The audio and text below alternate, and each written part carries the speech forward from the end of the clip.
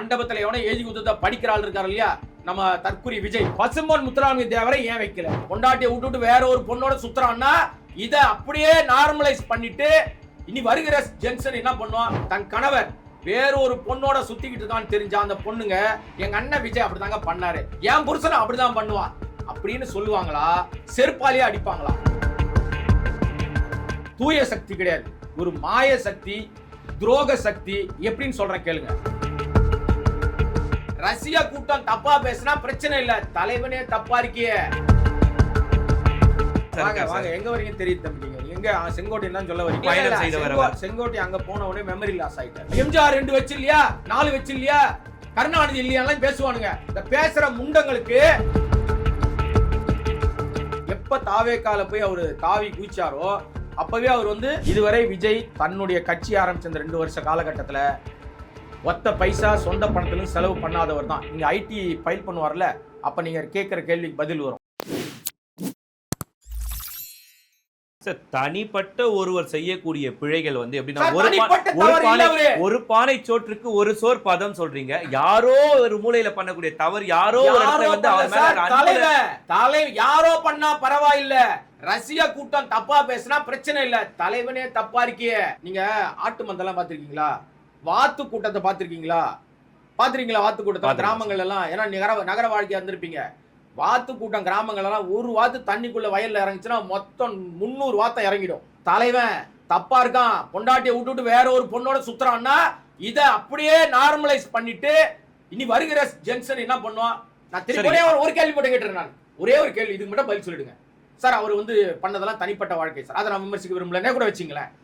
அதை பார்க்கிற ஃபாலோ பண்ணுகிற கோடிக்கணக்கான தொண்டர்களா இருக்கிற அந்த ரசிக குஞ்சுமணிகள் அவங்க வீட்டில் இன்னும் எப்படி இருந்தாலும் 2-3 வருஷத்துல இருக்கிற ரசிகர்கள் பல பேர் கல்யாணம் ஆகும். கல்யாணம் ஆன பிறகு அந்த பெண்களா இருக்கிறவங்க தன் கணவர் வேற ஒரு பொண்ணோட சுத்திக்கிட்டு இருக்கான்னு தெரிஞ்ச அந்த பொண்ணுங்க, எங்க அண்ணன் விஜய் அப்படிதாங்க பண்ணாரு, என் புருஷனை அப்படிதான் பண்ணுவான் அப்படின்னு சொல்லுவாங்களா? செருப்பாலேயே அடிப்பாங்களா? தொடப்பு கட்டையால வெளுப்பாங்களா? எனக்கு இது பதில் சொல்லுங்க. குற்றம் நிரூபிக்கப்பட்டால் அடிக்கப்படும். நான் கேட்ட கேள்விக்கு பதில் இது இல்லை. அது தவறா சரியா? தவறு தானே சார், அது அவ்வளவுதான். இதுதான் நம்ம சொல்ல வர விஷயம். நாம வந்து எனக்கு அவர் மேல என்ன தனிப்பட்ட காழ்ப்பு இருக்கு? யாருக்குமே கிடையாது. நாம சொல்ல வர்றது என்னன்னா, நாட்டை ஆள வேண்டும் என்கிற எண்ணத்தோடு வருகிற நீங்கள் முதல்ல தனிப்பட்ட வாழ்க்கையை சரி பண்ணிட்டு மக்களுக்கு நல்ல விஷயம் சொல்லுங்க. அங்க வந்து எப்ப பார்த்தாலும் திமுகவை சொரியாதீங்க, ஸ்டாலின் அவர்களே அப்படின்னு பேசாதீங்க.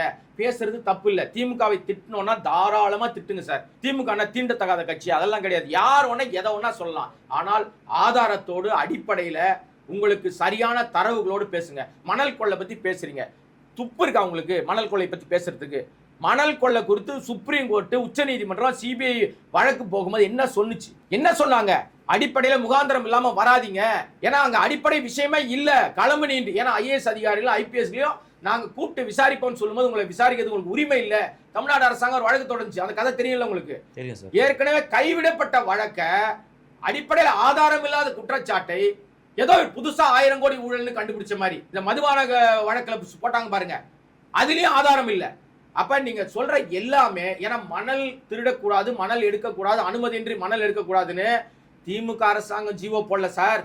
அம்மையார் ஜெயலலிதா ஆட்சி காலத்திலேயே 2014 போட்டாங்க. அப்பவே போட்டுட்டு இந்த சுத்து வட்டார இடங்கள் எல்லாம் காஞ்சிபுரத்துல பேசும்போது பெரிய அறிவு ஜீவி மாதிரி எவனோ எழுதி கொடுத்தான். மண்டபத்துல எவனோ எழுதி கொடுத்தத படிக்கிறாள் இருக்காரு இல்லையா நம்ம தற்குறி விஜய், இவர் படிக்கும் போது அந்த மணல் கொள்ளை பத்தி பேசுறாரு. அடிப்படையில புரிதல் இருக்கிறவன் காஞ்சிபுரம் குறித்து பேசும்போது காஞ்சிபுரத்துல இருக்க பிரச்சனை பேசியிருக்கணும். எதுவுமே அந்த கொள்கைகளே இதுவரையும் எந்த ஒரு கொள்கைகளுக்கு தனிப்பட்ட கொள்கைகள் எதுவுமே அந்த கட்சிகளுக்கு இல்லைன்றது ஒரு பக்கம் தரப்பு சொல்லப்பட்டாலும், இன்னொரு பக்கம் வந்து ஒவ்வொரு தேர்தல் அப்பயும் மக்கள் எதிர்பார்க்கிற விஷயம் தேர்தல் அறிக்கை. என்ன மாதிரி அறிக்கைகள் விட போறாங்க, என்ன மாதிரி மக்களுக்கான விஷயங்கள், நலத்திட்ட உதவிகள்லாம் பண்ண போறாங்க, வருங்காலத்திற்கான என்னென்ன வரவுகள்லாம் வரப்போகிறதுன்ற மாதிரி எப்பவுமே அரசியல் வட்டாரங்கள்லயும் மக்கள் எதிர்பார்க்கிற ஒரு விஷயமா இருக்கும். இப்போ வரையும் பாத்தீங்கன்னா தஞ்சாவூர்ல வந்து விஜய் போயிட்டு விவசாயிகளுக்காக ஒரு திட்டங்கள் எல்லாம் சொல்லும் பொழுது கூட ஆல்ரெடி இருக்கிற திட்டங்களே அப்படியே பூசி மொழிகி சொல்ற மாதிரி தான், எதுவுமே புதுவிதமான ஒரு விஷயங்கள் எதுவுமே இல்லாத மாதிரி தானே இருக்கு. அவருக்கு வந்து அரசியல் புரிதல் கிடையாது, அவரோடு இருக்கிறவர்கள் அரசியல் அனுபவம் வாய்ந்தவர்களும் கிடையாது சார். அனுபவம் வாய்ந்த ஒரு முக்கியமான ஒரு ஆள் தான் சார். வாங்க, எங்க வரீங்க தெரியுது தம்பி. நீங்க எங்க செங்கோட்டை தான் சொல்ல வரீங்க? ஆமாங்க சார், எம்ஜிஆர் காலத்துல இருந்து பயணம் செய்த வரவர். செங்கோட்டை அங்க போன உடனே மெமரி லாஸ் ஆயிட்டார். ஏன்னு காரணம் சொல்லு. அவர் மீது எனக்கு மரியாதை இருக்கு, ஆனா பாவம் அங்க எப்ப தாவேக்கால போய் அவரு தாவி குதிச்சாரோ அப்பவே அவர் வந்து பரமபத விளையாட்டு விளையாடி இருக்கீங்களா? அது வந்து விளையாடும் போது பாத்தீங்கன்னா ஏரி படி இருந்தா ஏரி மேல போவீங்க, பாம்பு வாயில போனீங்கன்னா பரப்படத்துக்கு வந்துருவீங்கல்ல. இப்ப எங்க அண்ணன் செங்கோட்டையனும் பாவம் அங்க போன உடனே பாம்பு வாயில போயிட்டாரு போல இருக்கு, சர்றன்னு கீழே இறங்கி வந்துட்டாரு. அது ஓபிஎஸ் ஏடில ஏறிட்டாரா சார்? அது உதாரணம் சொல்றேன் என்னன்னு. ஏன் நீங்க கேட்ட ஓபிஎஸ்க்கு வரேன் நான் பதில். ஏன்னா நீங்க தெளிவா கேள்வி கேக்குறீங்க, நான் தெளிவா பதில் சொல்லணும்ல. ஏன் பரமபத விளையாட்டை சொன்னேன்னா செங்கோட்டையன் ஒப்பிட்டேன்னா, தமிழ்நாட்டின் பிரச்சனை குறித்து பேசுவதற்கு எதிர்க்கட்சியாக இருக்கிற எதிர்க்கட்சி தானே தாவேகா, அது ஒத்துக்கிறீங்களா? செங்கோட்டையன் எதிர்க்கட்சியில தானே இருக்காரு இப்ப, அது ஒத்துக்கிறீங்களா? அனுபவம் வாய்ந்தவர் தானே, அதை ஒத்துக்கிறீங்களா? அப்படி இருக்கிறவர்கிட்ட ஒரு கேள்வியை செய்தியாளர்கள் முன்வைக்கிறாங்க. ஐயா சாமி, நம்ம நிர்மலா அவர்கள் இருக்காங்கல்ல, நிதியமைச்சர், மத்திய நிதியமைச்சர், அவங்க சமீபத்துல ஒரு நிதிநிலை அறிக்கையை வெளியிட்டாங்க. அந்த நிதிநிலை அறிக்கையை வாசிக்கும் போது தமிழ்நாட்டை சுத்தமா வழக்கம் ஜீரோ போட்டுட்டு ஒண்ணுமே கொடுக்கல. இது குறித்து ஒரு கேள்வி கேட்கறாங்க. நம்ம தமிழ்நாடு வஞ்சிக்கப்பட்டிருக்கு, நிதிநிலை அறிக்கையில ஒண்ணுமே இல்லையே, ஒண்ணுமே இல்லைன்னு நிதிநிலை அறிக்கையை நீங்க குற்றம் சாட்டி அதில் உள்ள தப்புகளை சொல்லியிருக்கணும், ஒரு பாயிண்ட். அல்லது இது மாதிரி ஒரு நிதிநிலை அறிக்கையை நான் பார்த்தது இல்ல, ஆகா ஓகோன்னு புகழ்ந்திருக்கணும், 2 பாயிண்ட் தானே வந்திருக்கணும். அவர் என்ன சொன்னார் தெரியுமா? ஏங்க என்னங்க ஐயா சாமி என்கிட்ட போய் கேட்குறீங்களே, நானே இப்போதாங்க, நாங்களே 2 வருஷம் தான், 2 வயசு தாங்க ஆகுது, இப்போதாங்க கட்சி ஆரம்பித்தோம், இப்போ போய் இந்த கேள்வி கேட்குறீங்களே, இதெல்லாம் எங்க கிட்ட கேட்கக்கூடாது. இந்த கேள்வி 50 ஆண்டு கால அனுபவம் மிக்கவர் சொல்றாரு. அப்ப நீங்க கேட்ட கேள்வி சப்பா ரைட்டா தம்பி? எனக்கு புரியல. அப்ப அவர் அனுபவம் இல்லாம தானே இருக்காரு. அப்ப அனுபவம் இல்லாத ஆட்களை கூட வச்சிருக்கிறதுனால விஜய்க்கு முறையான விஷயங்களை சொல்வதற்கு ஆள் இல்லை. அவர் என்ன நினைக்கிறாருன்னா, பார்க்கறதெல்லாம் நாம சொல்றதெல்லாம் சரியான தரவுன்னு நினைச்சுக்கிறாரு. எப்படின்னா வடிவேல் ஒரு படத்துல சொல்லுவார்ல, ஏப்பா இந்த குரங்கு பொம்மை என்ன விலை, யோ அது கண்ணாடியான்னு வரல, அதுதான் இவர் சொல்ற எல்லாம் அங்க இருக்கிறது இல்ல. வேலூர் கூட்டமா இருக்கட்டும், தஞ்சாவூர் கூட்டமா இருக்கட்டும், சேலம் கூட்டமா இருக்கட்டும், பாண்டிச்சேரி கூட்டம், பாண்டிச்சேரியில போய் மக்களே திமுகவை நம்பாதீங்க, திமுக ஓட்டு போடாதீங்கன்னு சொல்லிட்டு வந்தா கூட பரவாயில்லைங்க, ரேஷன் கடையில இல்ல அப்படின்னு ஒரு விஷயத்த அப்படியே உணர்வுபூர்வமா கண்டுபிடிச்ச விஷயத்த சொல்லிட்டு வந்தார்ல, அங்க ஏற்கனவே திமுக இல்லாமல் என்ஆர் காங்கிரஸ் தான் ஆட்சியில் இருக்கு. என்ஆர் காங்கிரஸ் திருப்பி அடிச்சுது, யோ நாங்கெல்லாம் ரேஷன் கடை வச்சிருக்கோம், ஒழுங்கா தான் இங்க எல்லாம் போயிட்டு இருக்கு, வந்தியா பேசினியா கிளம்பிரு. சார் அதே என்ஆர் காங்கிரஸ் தானே சார் சென்னையில தாவேகாவோட கூட்டணி இருக்கு. அதான் சொல்ல வரல சார், அரசியலில் நிரந்தர நண்பனும் இல்லை எதிரியும் இல்லைன்னு வார்த்தை காலங்காலமா இருக்கு. உண்மை. அந்த அடிப்படையில என்ஆர் காங்கிரஸோட நின்ன உடனே செஞ்சார் கோட்டையில கொடியேற்றிடுவாங்களா? எனக்கு புரியல. ஏன்னா இங்க மக்கள் ரொம்ப தெளிவானவர்கள். இதே திராவிட ஆட்சி ஆரம்ப காலகட்டத்தில் வாய்ப்புகள் அமைவதற்கு சாத்தியமே இல்லை, 0%. காரணம் சொல்லட்டுமா? நான் என்னுடைய பர்சனல் ஒப்பீனியன், இது என்னுடைய பர்சனல் ஒப்பீனியன். நீங்க மக்கள்கிட்ட உங்களை யார் என்று அடையாளப்படுத்தி விட்டீர்கள். விஜய் யார் என்றது மக்களுக்கு தெரிஞ்சிருச்சு. இவன் சரியில்லாதவன், குடும்பத்தையே பார்க்காதவன், இவனை நம்பி போனோம்னா நம்ம தெருவில் நிப்போன்னு இன்னைக்கு பெரும்பாலான அவன் கட்சிக்காரங்களே புரிஞ்சுக்கிட்டாங்க. அதனால் அதற்கான வாய்ப்பு இல்லை. ஆனால் வாங்குகிற வாக்குகள் நிச்சயமாக வாக்கு வாங்குவாங்க. இப்ப எங்க அண்ணன் சீமான் இருக்காருங்க, ஆல்மோஸ்ட் 10 வருஷத்துக்கு மேல கட்சி வந்து சீட்டை தேய்ச்சிக்கிட்டு இருக்காரு, ஓட்டு வாங்கிட்டே இருக்காரு. வெற்றி பெற முடியுதானா? முடியல. அவர் நோக்கம் என்னன்னா, ஆட்டத்தை கலைக்கிற ஸ்பாய்லர்னு ஒரு கேங் இருக்கும், அவங்களுக்கு வெற்றி முக்கியம் அல்ல, போய் உள்ள பூந்து ஊடால பூந்து ஆட்டத்தை கலைப்பாங்க. இதை எங்க அண்ணன் சீமான் காலங்காலமாக தெளிவாக செஞ்சுக்கிட்டு இருக்காரு. அதுல ஒரு குறிப்பிட்ட நீ என்ன தனியா போய் ஆட்டத்தை கலைக்கிறது, நானும் வருவேன் அப்படின்னு உள்ள பூந்துருக்கிறது தான் விஜய். ஆனால் சீமானுக்கு இருக்கிற அறிவு, எனக்கு சீமான் மீது மாறுபட்ட கருத்து இருக்குங்க, நான் ஒத்துக்க மாட்டேன் சீமான, அவர் அரசியல்வாதி கிடையாது. ஆனால் அவரை விட மோசமான அரசியலுக்கே பிடிச்ச வியாதி எதுனா அது விஜயனுடைய தாவேகா கட்சி தான். ஏன்னா இந்த வியாதி வந்து பரவுச்சுன்னா அதுக்கு ஒரு சிம்டம்ஸ் இருக்கும். அது என்ன சிம்டம்ஸ் தெரியுமா? அது உயரமான மரத்தை பார்த்தா ஏறும், தவ்வி குதிக்கும், இபி டிரான்ஸ்ஃபார்மர் கூட தெரியாது, ஏறி நின்று அடிபட்டு எல்லாம் உதவாங்கும், வண்டி வேகமாக போச்சுன்னா பின்னாடியே விரட்டிட்டு போய் கீழே விழுந்து மண்டை உடையும், கோமா ஸ்டேஜுக்கு போகும். உச்சபட்சமாக இந்த வியாதி அதிகமாகப்பட்டா தான் எங்க நிக்கிறோன்னு தெரியாம மூச்சு திணறி செத்தாலும் எங்க அண்ணன் நல்லவர்னு சொல்ல வைக்கும். தான் குடும்பத்தால் இழப்பு ஏற்பட்டாலும் அந்த இழப்பை அவர்கள் அதெல்லாம் பெருசா மதிக்காம செத்தா பரவாயில்லன்னு சொல்லும். இதுதான் அந்த வியாதி. நீங்க இப்ப கொஞ்ச நேரத்துக்கு முன்னாடி சொல்லும் போது சொன்னீங்க அவங்க கட்சிக்காரங்களே அவரை ஏத்துக்கல, அவர் கட்சிக்காரங்களே அவரை பத்தி புரிஞ்சுக்கிட்டாங்க அப்படின்னு. அதே கட்சிக்காரர்கள் தான் இன்னைக்கு வந்து மகளிர் தின விழா வந்து பிரம்மாண்டமா மகாவல்லிபுரத்துல கொண்டாடிட்டு இருக்காங்க. விஜய் வந்து இந்த சர்ச்சைகளுக்கு இந்த பிரச்சனைகளுக்கு பிறகு ஒரு பொதுவெளியில ஒரு மேடை மாத்துறதுக்கு வேலை. நீங்க கேள்வி கரெக்டா கேட்கணும் தம்பி. இந்த சர்ச்சைகளுக்கு மடம் மாத்துறது, மனைவி குற்றச்சாட்டு வச்சிருக்காங்க, இன்னைக்கு திரும்பி காலையில இன்னைக்கு ஒரு பிரேயர் மறுபடியும் போயிருக்காங்க, என்ன வீட்டுக்குள்ள சேர்க்கல, என்னை வீட்டை விட்டு விரட்டிட்டாரு, என்னை கொடுமைப்படுத்திருக்காரு, துன்புறுத்திருக்காரு, நான் தான் அதிகாரப்பூர்வ மனைவி, டைவர்ஸ் வர வரைக்கும் நான் அந்த வீட்டில் இருக்க உரிமை இருக்குன்னு அவங்க வந்து போர்க்கொடி தூக்கின இந்த நேரத்தில் அந்த பேச்சை மடைமாத்துவதற்காக, அந்த பிரச்சனையை சர்ச்சையை மடைமாத்துறதுக்காக இவர்கிட்ட வந்து வாங்கி சாப்பிடுற ஊடகங்கள்னு சொல்ல மாட்டேன், கேவலத்தினுடைய உச்சமா இருக்கிற ஒரு கதவையே 2 மணி நேரம் லைவ் காமிக்கிறான் ஒருத்தன். ஒரு மிகப்பெரிய சேனலுங்க, எல்லாம் என் நண்பர்கள், எனக்கு தெரிஞ்சவங்க தான் அதுல இருக்கவங்க எல்லாம். ஒரு 2 மணி நேரம் ஒரு கதவு மட்டுமே தோ திறந்துரும், தோ அண்ணன் எழுந்து விட்டார், தோ அவரே பேண்ட மாட்டினார், அவரே சட்டையை மாட்டினார், அவரே கிளம்பினார், அதான் பாத்தீங்களா சட்டைக்குள்ள ஒரு இது இருக்கு பாருங்க, பெல்ட் இருக்கு, அவர் தான் விஜய் போயிட்டு இருக்கார் அப்படின்னு ஊடகத்தின் மீது இருந்த மரியாதை மதிப்பையே காலில் போட்டு மிதிச்சு நாசம் பண்ண ஊடகங்கள் இன்னைக்கு ஃபாலோ பண்ணிட்டு மடம் மாத்திட்டு இருக்காங்க. இன்னைக்கு லைவ் போயிட்டு இருக்கு, இப்ப நம்ம பேசிட்டு இருக்க இந்த நேரம் லைவ் போயிட்டு இருக்காங்க. அவர் இதை மடம் மாத்துறதுக்காக பேசுறாரு. என்ன பேசினாலும் 1000 பெண்கள் வந்தாலும் அந்த கூட்ட அரங்குன்றது ஏசி அரங்கில் தான் நடத்த முடியும். பொதுமக்கள் அங்க அனுமதி இல்லை. உன்னை பார்க்க வேடிக்கை பார்க்க QR கோட்ல உலகத்திலேயே QR கோடு போட்டு அரசியல் கட்சி நடத்துற ஒரே ஆள் யாருன்னா அது விஜய் தான். ஏன்னா கூட்டம் நடத்த தெரியாது. தகராட் சீட் அடிக்கிற ஒரே கட்சி அவங்க தான். உன் கட்சிக்காரனே வராதுன்னு சொல்லுவான், ஆனா பின்னாடி வந்து மண்டை உடைவான். ஒரு அப்பா கதறாரு சார், 2 நாளைக்கு முன்னாடி போன இடத்துல என் பையன் காலேஜுக்கு போனா எலக்ட்ரிக் பைக் தாங்க கொடுத்துருக்கேன் நான் வாங்கி, யார் பைக்லயோ போய் திடீர்னு போன் வந்தது உங்க பையன் அடிபட்டு கிடக்குறான்னு. 41 பேர் செத்தப்பே வராதவன் என் பிள்ளைய பார்க்கவா வருவான்னு அந்த தந்தை கதறுகிறாரு. நீ உண்மையிலேயே அப்பனா இருந்தா, உண்மையிலேயே நல்ல கணவனா இருந்தா, தனி மனித ஒழுக்கத்தோடு இருந்தா அந்த அப்பா கேட்ட கேள்விக்கு பதில் சொல்லு விஜய். சொல்லுவாரா?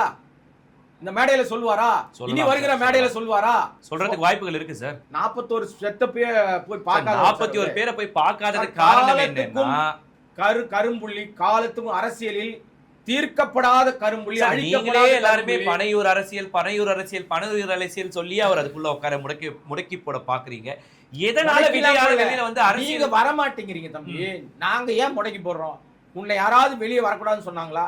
எத்தனை அரசியல்வாதிகள் இருக்காங்க, எல்லாரும் வந்து வாக்கிங் போறாங்க. நீ போ வாக்கிங், யார் வேணான்றா? முதலமைச்சர் ஸ்டாலின் வாக்கிங் போறாரு, எடப்பாடி பழனிசாமி வாக்கிங் போறாரு, சீமான் வாக்கிங் போறாரு, வைகோபால் சாமி நடைபயணம் போயிட்டு இருக்காரு திருமண பக்கம்லாம். யார் போல? உன்னை யாராவது தடுக்கிறாங்களா? உன் குறுக்க யாராவது வராங்களா? என்னன்னா ஒரு மாய தோற்றத்தில் மாய உலகத்துல வாழ்ந்துட்டு இருக்காரு. இவரு வந்து தூய சக்தி கிடையாது, ஒரு மாய சக்தி, துரோக சக்தி. எப்படின்னு சொல்றேன் கேளுங்க. எப்ப எந்த வீட்டுல இருப்பாருன்னு தெரியாது, அதனாலதான் மாய சக்தி. ஒரு மீட்டிங்ல வருவார், பேசுவாரு, அப்புறம் அப்படியே கிளம்பிடுவாருன்னா அதுக்கப்புறம் அவர் திரும்பி பார்க்கணும்னா உங்களுக்கு குறைந்தபட்சம் 15-20 நாள் ஆகும். அவர் கடவுளாக பார்க்கப்படுகிறார். மனிதர் ரேஞ்சை விட தாண்டிட்டார், கடவுள் ஆயிட்டார். ஏன் கடவுள் ஆயிட்டார்னா அவர் காட்சி அளிப்பார்னு நீங்க சொன்ன அந்த 50 வருஷ அனுபவம் வாய்ந்த அவர் சொல்றாரு, விஜய் தரிசனம் கொடுப்பார். சார் இந்த தரிசனம் யாருக்கு சார் சொல்லுவாங்க? நீங்க கடவுள்னு உங்களுக்கு ஒரு நம்பிக்கை இருக்கும், எனக்கு ஒரு நம்பிக்கை இருக்கும், பார்த்துக்கிட்ட பார்வையாளருக்கு ஒரு நம்பிக்கை இருக்கும். அவர்கள் மனித சக்திக்கு அப்பாற்பட்ட விஷயங்களை தான் தரிசிப்பாங்க, போய் ராத்திரி பகல் காத்திருந்து தரிசிப்பாங்க. அரசியல இந்த இடத்த இந்த ஒரு விஷயத்த சொல்லணும் சார். இதே மாதிரி தரிசிக்க காத்துட்டு இருந்தவங்க தான் எம்ஜிஆர். பல மக்கள் அது ஒரு காலத்துல அரசியல் எம்ஜிஆரையும் விஜயும் தயவு செய்து ஒப்பிடாதீர்கள். எம்ஜிஆர் என்ற மனிதன் அவர் வந்து நடிக்கிற காலத்திலேயே அரசியலோடு பின்னி பிணைந்திருந்தார். இன்னொரு விஷயம், தனி மனித ஒழுக்கம்ன்றது அந்த காலகட்டங்களில் இன்னைக்கு இருக்கிற மாதிரி சோசியல் மீடியாலாம் இன்னைக்கு கிடையாது. ஒருவேளை சோசியல் மீடியா அன்னைக்கு நிறைய இருந்திருந்தா எம்ஜிஆர் யாருன்னு முகத்திரை வெளியே வந்திருக்கும். அவர் கடவுளா கொண்டாடப்படுறார், அது வேற விஷயம், நம்ம அதுக்குள்ள போக விரும்பல. அந்த எம்ஜிஆர் என்பவர் தனிப்பட்ட வாழ்க்கையில உங்களுக்கு யாருக்கும் தெரியுமான்னு தெரியாது தம்பி. நான் நிறைய புத்தகங்கள் படிச்சதுனால சொல்றேன். ஒரு புத்தகத்துல அவர் குறித்து வாழ்க்கை எழுதியிருக்காங்க. அவருடைய முதல் மனைவி காச நோயால் பாதிக்கப்பட்டு படுக்கையில் இருக்காங்க. அவங்க எம்ஜிஆர் கிட்ட சொல்றாங்க, என்னால் உனக்கு எந்த சுகத்தையும் கொடுக்க முடியாது, அதனால நீங்க இன்னொரு மனம் புரிஞ்சுங்க, இன்னொரு கல்யாணம் பண்ணீங்கன்னு சொல்றாங்க. சொல்லுவது யார்? கட்டிய மனைவி தான் சொல்றாங்க. அவர் சொல்ல, இல்ல நீ இருக்கிற வரை எனக்கு அந்த திருமண எண்ணமே இல்லைன்ற. டெய்லி அந்த டி நகர் இன்னைக்கு வந்து அவங்களுடைய வீடு இருக்குல்ல, எம்ஜிஆருடைய நினைவு இல்லம்னு ஒண்ணு இருக்குல்ல, அதுதான் அந்த வீடு. அந்த வீட்டுல அந்த மனைவி உடம்பு சரியில்லாம இருக்காங்க. ஆனால் அந்த காலகட்டத்திலே விஎன் ஜானகி அவர் சேர்த்துக் கொள்கிறார். புரிஞ்சுக்கணும், கல்யாணம் பண்ணிக்கல, சேர்த்துக் கொள்கிறார். ராமாவர தோட்டம்னு ஒன்று உருவாகுது. ராமாவர தோட்டத்துல தங்குறார். ஆனா அந்த சதானந்தவதி இருக்காங்க இல்லையா மனைவி, அவங்க சொன்ன ஒரே ஒரு வேண்டுகோள் என்னன்னா, எம்ஜிஆர் கிட்ட நீங்க அங்கேயே தங்குங்க தப்பு இல்லை, ஆனால் என்னை டெய்லி வந்து பார்த்துட்டு போங்க அப்படின்னு சொல்லியிருக்காங்க. இதெல்லாம் புத்தகத்துல வரலாறாக இருக்குது. நீ இருந்தியா, நீ பாத்தியான்னு கேட்கக்கூடாது, புத்தகத்துல இருக்கு, போய் தேடி படிக்க சொல்லுங்க எம்ஜிஆர் வரலாறு. எம்ஜிஆர் எப்படிப்பட்ட மனிதர்னு சொல்றேன் நானு. எம்ஜிஆர் 2 வச்சு இல்லையா, 4 வச்சு இல்லையா, கருணாநிதி இல்லையாலாம் பேசுவானுங்க. இந்த பேசுற முண்டங்களுக்கு இதெல்லாம் போய் அறிவை படிக்கணும் சார். அந்த எம்ஜிஆர் ஒரு முறை வந்து பாருங்கன்னு சதானந்தவதி சொல்லும் போது காலையில ஒரு முறை சாயந்தரம் ஒரு முறை அவங்கள போய் பார்த்திருக்காரு. காலையில அந்த வீட்டுல தான் சாப்பிடுவார். என்னதான் ராமவரம் தோட்டம் தங்கி இருந்தாலும் இங்க தான் சாப்பிடுவார். அந்த மனைவி மரணத்துக்கு பின்னாடி தான் வி.என். ஜானகியை திருமணம் பண்ணார் அபிஷியலா சார். இது அந்த காலகட்டத்தில் மக்களால் ஏற்கப்பட்டுச்சு. ஏன் எம்ஜிஆரை கொண்டாடுறாங்க தெரியுமா? எம்ஜிஆர் என்கிற மனிதர் தன்னுடைய வாழ்க்கை மட்டும் வெளிப்படையா சொல்லல சார். தங்கிட்ட இருந்த எல்லாத்தையும் எல்லாருக்கும் கொடுத்தாரு. விஜய் ஏதாவது ஒத்த பைசா, ஒரே ஒரு பைசா அவர் சொந்த உழைப்புல இருந்து கொடுத்தாருன்னு சொல்லுங்க. எவ்வளவு நல்லது பண்ணிருக்காரு. வருடம் வந்து அதானே சொல்ல வரீங்க. சரி, வருடம் வளர்ந்து வளர்ந்துக்கூடிய ஜெனரேஷனை கூப்பிட்டு நீங்க சொல்ற ஜென்எக்ஸ் மாணவர்களுக்கு எல்லாம் வந்து கல்வி நிதி உதவி கொடுத்துட்டு தான் சார் இருக்கும். உங்களுக்கு தெரியுமா சார்? ஆதாரம் நான் சொல்லட்டுமா சார்? யார் ஸ்பான்சர்னு சொல்லுமா சார்? அவருக்கு யார் கொடுக்குறாங்கன்னு தெரியுமா சார்? இதுவரை விஜய் தன்னுடைய கட்சி ஆரம்பிச்ச இந்த 2 வருஷ காலகட்டத்தில் ஒத்த பைசா சொந்த பணத்திலும் செலவு பண்ணாதவர் தான். நீங்க ஐடி ஃபைல் பண்ணுவார்ல, அப்ப நீங்க கேட்கிற கேள்விக்கு பதில் வரும். அந்த லட்சணம் தூய சக்தியோட லட்சணம் அதுல தெரிஞ்சிடும். 40 லட்சம் கொடுத்துருக்காரு இல்லையா? நான் 4 கோடி ரூபாய் கொடுத்துருக்காருல, 20 லட்சம் அவருடைய வருமானத்துல தான் கொடுத்ததா நீங்க நினைச்சீங்கன்னா நீங்க ரொம்ப உங்களை மாதிரி நினைக்கிற எல்லாரையும் ஏமாளி ஆக்குவது அவருடைய வாடிக்கை. ஐடில வரணுமா வரக்கூடாதா? வரும் இல்லையா? வரும் இல்லையா? அப்ப நம்ம திரும்பியும் பேசுவோம். ஏன்னா அது அவருடைய பணம் அல்ல, அது வேறு ஒருத்தருடைய பணம், வசூல் பண்ண காசு அதுல இருந்தா கொடுக்கப்பட்டிருக்கு. ஏதோ ஒண்ணு காசு கொடுத்துருக்காங்க. ஏன் எம்ஜிஆரை ஒப்பிடுறாங்கன்னா, எம்ஜிஆரை சொன்னாதான் ஓட்டு கிடைக்கும். கொள்கை தலைவர் 5 பேரை வச்சிருக்கீங்கல்ல, ஏன் வச்சீங்க தெரியுமா? நீங்க எல்லாம் நினைப்பீங்க கொள்கையினால் தான் ஈர்க்கப்பட்டு அவர் தலைவரா வச்சிருக்காருன்னு நினைப்பீங்க. நான் என்ன நினைக்கிறேன் தெரியுமா? நான் இல்ல, என்னை போன்றவர்கள் விஜயை ஃபாலோ பண்ணிட்டு இருக்க விஜய் லட்சணம் தெரிஞ்சவன்லாம் உண்மை தெரியும் எல்லாருக்கும். ஜாதிக்கு ஒரு தலைவர், அவர்கள் வந்து நாட்டுக்காக உழைத்தவர்கள். நாம் மாறுபட்ட கருத்தே சொல்லல. அஞ்சலி அம்மாளை ஏன் சார் தேடி பிடிச்சிங்க? அஞ்சலி அம்மாள் வாழ்க்கை வரலாறு தெரியுமா? அவங்க என்ன பண்ணாங்கன்னு தெரியுமா? 5 நிமிஷம் என்கிட்ட பேச சொல்லுங்க. 5 ரொம்ப நேரம் வேணாம். அஞ்சலி அம்மாள் யாரு, அவங்க வாழ்நாள்ல என்ன பண்ணாங்க விஜய்க்கு தெரியுமா சார்? இது அல்லது விஜய் கூட இருக்கிற எவனுக்கா தெரியுமா? ஏன் வச்சாங்க தெரியுமா? வன்னியர் ஓட்டை எடுக்கலான்றதுக்காக அஞ்சலி அம்மாளை வச்சு. வேலுநாச்சியாரை ஏன் வச்சாங்க? ஏன் சார் முத்துராமலிங்க தேவரை வைக்கல? பசும்பொன் முத்துராமலிங்க தேவரை ஏன் வைக்கல? ஏன் வேலுநாச்சியாரை வச்சீங்க? அதுல ஒரு பாலிடிக்ஸ் இருக்கு. இன்னும் பல விஷயங்களை நம்ம வந்து நிறைய மக்களுக்கு வந்து எல்லாம் தெரிய வைக்க வேண்டிய கட்டாயத்தில் இருக்கும் சார். பத்திரிகையாளர்னு சும்மா கிடையாது சார். நமக்கு அவர் மீது என்ன காழ்ப்புணர்வு? ஏன் இதெல்லாம் தேடி தேடி சொல்றேன்னா, நீங்க சரியான நபராக இருந்தா அவங்க கொண்டாடலாம். இன்னைக்கு அரசியல் கட்சியில நீங்க ஆரம்பிக்கும் போது என்ன சொன்னீங்கன்னா, சார் ட்விஸ்ட் அண்ட் டர்னா போயிட்டு இருக்கு, என்ன நடக்குதுன்னே தெரியலன்னா, கடந்த கால அரசியல் வந்து நேர்மையாக ஒரு ஆரோக்கியமான அரசியல் எதிர்வினை ஆற்றுனா கூட அவங்க வந்து, நான் அசம்பிளிலாம் நிறைய பார்த்துருக்கேன். அசம்பிளிக்குள்ள செய்தியாளராக பல ஆண்டுகள் நான் பணியாற்றி இருக்கிறேன். நீங்க அசம்பிளிக்குள்ள வந்து காரசாரமா பயங்கரமா மோதிப்பாங்க சார். ஒரு எதிர்கட்சி எம்எல்ஏவும் ஆளுங்கட்சி அமைச்சரும் போட்டு காரசாரமா அப்படியே எகிருவாங்க. அப்படியே கட் பண்ணீங்கன்னா டீ டைம்ல கேன்டீனுக்குள்ள அப்படி அளவலாவி கொஞ்சம் கொலாவுவாங்க. நாங்கெல்லாம் இவ்வளவு பேரோட பேசி பழகி இருக்கிறோம். அப்புறம் திருப்பி உள்ள போனோம்னு எளிய மூலமே ஆயிடுவாங்க. இது ஆரோக்கியமான அரசியலுக்கு அழகு. ஆனா நீங்க தனிப்பட்ட வாழ்க்கை தானே சார் தேடிட்டு இருக்கீங்க. அவங்க சார் உடல் நல குறைவு எல்லாருக்கும் வரும் சார், வயசான எல்லாருக்கும் வரும். ஆனா அதையெல்லாம் விமர்சிக்கிறதுக்கு ஒரு கூட்டம் கிளம்பி வந்துருக்கு. அது ஆரோக்கியமான அரசியலா? நீ அழகா அரசியல் நீ என்ன பண்ணிருக்கணும்? விஜய் மீது ஏன் நம்ம திரும்ப திரும்ப சில விஷயங்களை சொல்றோம்னா, விஜய் கட்சி ஆரம்பிச்ச உடனே ஏன் ஆரம்பிச்சுன்னு நம்ம கேட்கல. ஆரம்பித்தால் நீ வந்தா என்ன செய்வ? நாட்டு மக்களுக்கு அதிமுக திமுக செய்யாததை நான் செய்வேன், இதெல்லாம் நான் செய்ய போறேன், நான் வந்தா இதெல்லாம் செய்வேன். விஜயகாந்த் சொன்னார், நான் ஆட்சிக்கு வந்தா ரேஷன் வீடு தேடி வரும்னு சொன்னார். அவர் தான் சொன்னார். இன்னைக்கு அது நடக்குது. அதனால அவரை நம்ம கொண்டாடலாம். அதே விஜயகாந்தை கொண்டாட மறந்த மக்களும் இருக்காங்கல்ல சார். அதற்கு காரணம் யார் தெரியுமா? சகோதரி பிரேமலதாவும் அவருடைய மச்சான் சுதீஷும். நான் கூட இருந்தவன் சார், எனக்கு தெரியும் சார். 10 வருஷம் கூட இருந்திருக்கிறேன். அவர் அரசியல் கட்சி ஆரம்பிச்ச பிறகுதான் நாங்க கொஞ்சம் விலகணும். அது காரணம் என்னன்னா, இவங்க உள்ள வந்தோடனே 1 வட்டம் 2 வட்டம்னு போட்டு அவரை சந்திக்க முடியாத அளவுக்கு ஆக்கிட்டாங்க. ஆரம்ப காலகட்டத்தில் நிறைய கருத்துக்களை பேசுவார், நிறைய விஷயம் தெரிஞ்சுப்பாரு. ஷூட்டிங் இல்லாத காலத்தில் டிரைவர் எடுத்து வண்டி எடுத்து தம்பி ஏதாவது ஒரு கிராமத்துக்கு போன்றுவார். எந்த ஊர்ல ஷூட்டிங் போறாரோ அந்த ஊர்ல ஷூட்டிங் இல்லாமல் பிரேக் விடுவாங்க இல்லைங்களா, அந்த பிரேக் அன்னைக்கு வண்டி எடுத்து ஏதோ ஒரு கிராமத்துக்கு போயிடுவார். வேட்டியை மடிச்சு கட்டி இறங்கிடுவார். அந்த கிராமத்தில் அப்பெல்லாம் அரசியல் கட்சி ஆரம்பிக்கிற திட்டமே கிடையாது. உங்க பிரச்சனை என்ன, உங்களுக்கு என்ன ப்ராப்ளம் என்ன, எல்லாத்தையும் கேட்டு கேட்டு கேட்டு கேட்டு தெரிஞ்சுக்கிட்டு அரசியல் கட்சி ஆரம்பிச்ச உடனே இம்ப்ளிமெண்ட் பண்ணணும்னு ஆசைப்பட்டார். காலம் அவரை வந்து நம்ம கிட்ட இருந்து பிரிச்சிருச்சு. உடல்நல குறைவு, சரியான கவனிப்பு இல்லாத ஒரு பிரச்சனை, ஏதோ ஒரு சூழல். ஒருவேளை சரியா அவருக்கு உடல்நிலையோடு இருந்திருந்தால் இன்றைக்கு ஒரு மிக மிக சக்தி வாய்ந்த தலைவராக விஜயகாந்த் இருந்திருப்பார். சார் அரசியல்ல பொறுத்தவரையும் விஜயகாந்த் வந்து மக்கள் தான் ஒதுக்கி வச்ச மாதிரி பேசப்படுது சார். ஆனா அவருடைய மறைவுக்கு பின்னாடி தான் மக்கள் அவரை ஓன் புகழ்ந்தாங்க. அது வந்து அது என்ன காரணம்னா, அப்படி ஒரு நரேஷனை ஊடகங்கள் கொண்டு வந்துருச்சு. அதற்கு என்ன காரணம்னா, அம்மையார் ஜெயலலிதாவுடைய நரேட்டிவ் அது. இப்போ எப்படி வந்து கான்ஸ்பிரசி தியரிய விஜய் உருவாக்கி ஒரு போலித்தனமான விஷயத்தை பரப்பிக்கிட்டு இருக்காரோ, திமுக தான் இதெல்லாம் எதை செஞ்சாலும் திமுக. அதுதான் சார். எதனால இந்த ஒரு தலையான ஒரு எதிர்ப்பு? இது எனக்கு புரியல. அரசியலை பொறுத்தவரை எல்லாருமே ஒரு போட்டிக்கு வரோம்னா 4 பேர் தான் எதிர்த்து போராடணும். பட் இவரோட ஓவரால் தாட்டே திமுக ஒரு தீய சக்தின்ற ஒரு அந்த வார்த்தையோட தான் ஆரம்பிக்கிறாரு. என்ன காரணம்னா, அவர் கொடுக்கப்பட்ட அஜெண்டா, அவருக்கு ஒரே அஜெண்டா தான் கொடுத்து, நீ ஜெயிக்கிறியா தோக்கிறியா தெரியாதுப்பா, நீ பேசிக்கிட்டே இருக்கணும், திமுக மட்டும் தான் திட்டணும், எந்த காலத்திலையும் பாஜக பேசக்கூடாது. பேசினா அவருக்கு வந்து ஏதாவது ஆயிடும். அவர் பேசினா வாயில் இந்த முத்துக்கள் விழுந்துரும் சொல்லுவாங்கல்ல, நான் அப்படிலாம் சொல்ல மாட்டேன். பேசினாலே அவருக்கு ஜன்னி கிண்ணி வந்துரும்.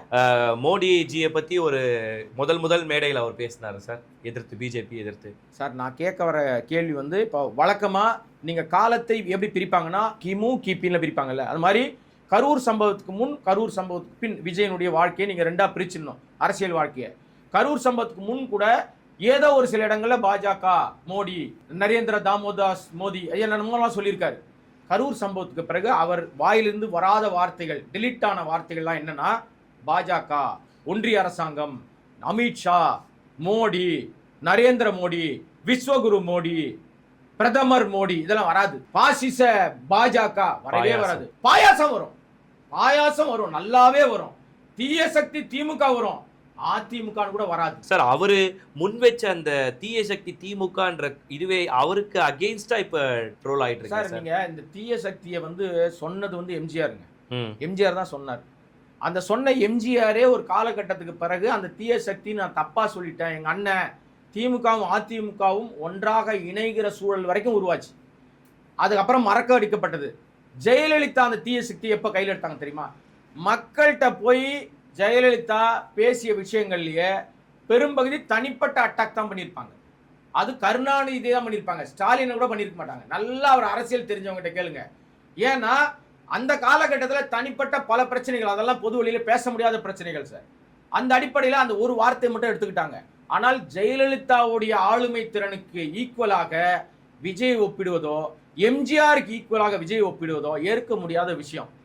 விஜய்க்கு அவ்வளோலாம் ஒர்த்து கிடையாது. இன்னைக்கும் மக்கள்கிட்ட போய் விஜய் நின்றால் கூட்டம் கூடும், மக்கள் வேடிக்கை பார்க்க வருவாங்க. அந்த வேடிக்கை பார்க்கிற வருகிற மக்கள் எல்லாம் ஓட்டாக மாறுவார்களானா மாற மாட்டாங்க.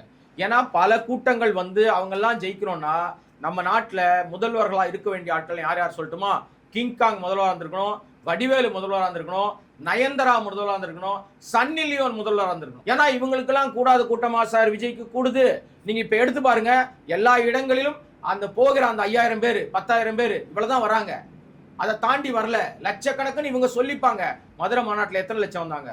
20 லட்சம் பேர் வந்தாங்களா? கணக்கு எடுத்து இவங்க சொல்லுவாங்க. விக்கிரவாண்டியில் எவ்வளவு வந்தாங்க? இது எல்லாமே இவங்களே ஒரு கட்டமைக்கிறாங்க. ஒரு இப்ப அவர் வந்தா கூட்டம் வருதுன்றாங்கல்ல, அவர் தன்னெழுச்சா கூட்டம் வருதுன்றாங்க. இதையே நான் மறுக்கிறேன்.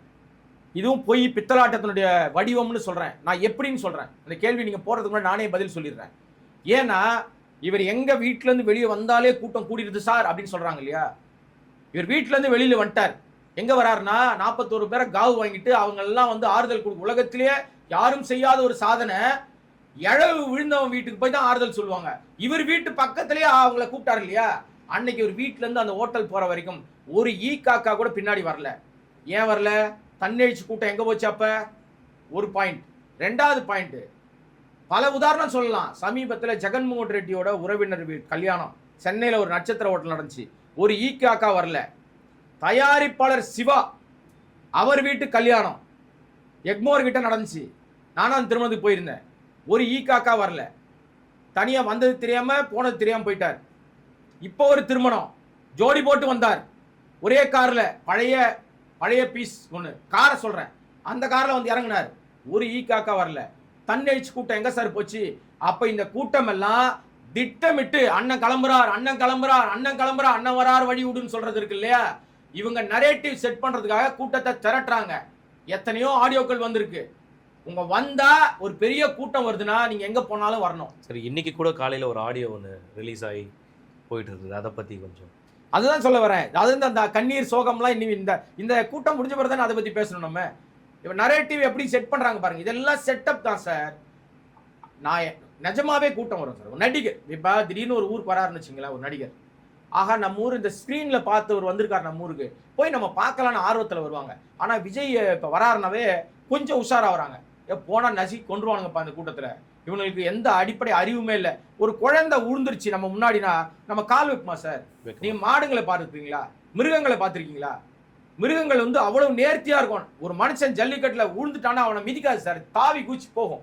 எத்தனை வீடியோ பார்த்திருக்கோம்.